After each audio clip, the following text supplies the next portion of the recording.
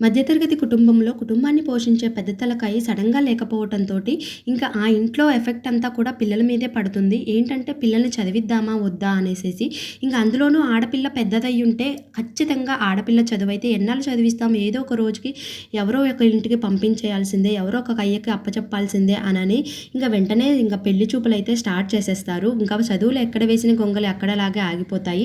ఇక నా లైఫ్‌లో కూడా అలానే జరిగింది. ఇదంతా ఎందుకు చెప్తున్నాను అనంటే ఇక్కడి నుంచి నా లైఫ్ చిన్నప్పటి నుంచి ఎలా సాగింది పెళ్ళయ్యేదాకా అనేది సిరీస్ లాగా పెడదాము అని డిసైడ్ అయ్యాను.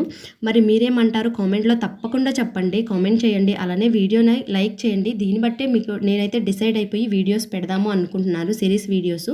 ఇక ఈరోజు మార్నింగ్ రొటీన్ అయితే నాది ఇదండి. పిల్లలకైతే ఫుడ్ దగ్గర కొంచెం ఎగ్ దగ్గర కానీ, ఫుడ్ దగ్గర కానీ డిఫరెంట్‌గా ట్రై చేసి వాళ్ళకు పెడుతూ ఉంటాను. పెద్దోళ్ళము ఒకేలాగా మనమే తినలేము. ఇంకా వాళ్ళెలా తింటారు చెప్పండి. ఇంకా ఈరోజు మా లంచ్‌లోకి కాకరకాయ ఫ్రై, ఎగ్ ఫ్రై, అలానే అన్నము. ఇంక ఇదేనండి.